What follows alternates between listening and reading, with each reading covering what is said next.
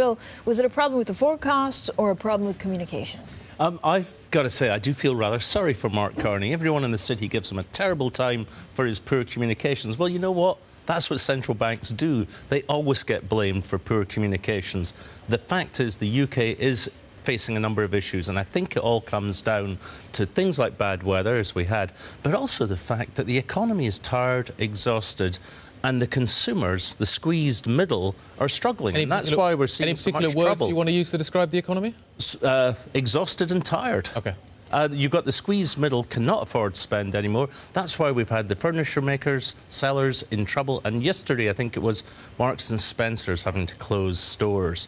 People, you know, this is not an economy that looks like it's going to burst out. This is an economy that's truckling along. Yeah, but it's not too bad. Well, it's not good either. It's not exactly white hot, is it? Fran, you sound almost English saying that's not too bad. It's very... The weather's also not too bad. What do you mean there's snow and sleet? Yeah, it's not too bad. No, but we didn't have, Bill, the kind of, you know, the falling off a cliff projections that we had for Brexit, right? No. Will they ever come true, or is it just a slow slog? Is it kind of, you know, is the trend downwards, but we won't really feel pain, or will it suddenly, like, actually edge quite lower quite quickly? Brexit is the bogeyman that's going to get blamed for everything. I don't think it's a concern at all. That's a view based on the possibilities and the opportunities. But that doesn't get away from the fact that we've had a long, very slow recovery. People do not have the cash in their pockets to drive that recovery at any kind of speed. And that's why it still is so constrained. And that's why all it takes is a small drop in the data to change expectations, and then it's very easy to blame the central bank for getting it wrong. But, OK, so Connie's a smart guy. He knows what's going on. I'll give him that. Yeah, OK. I'll give him that as well.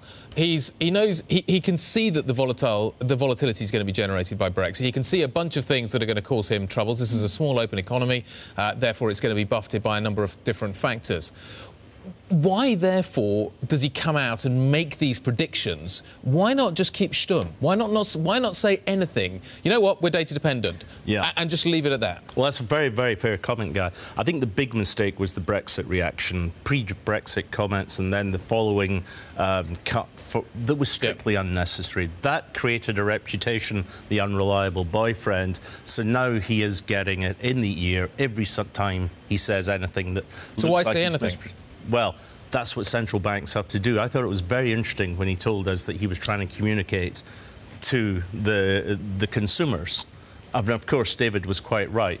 It is the market that's going to react. The market has it against him, but I think he's doing a fairly good job in trying to constrain this.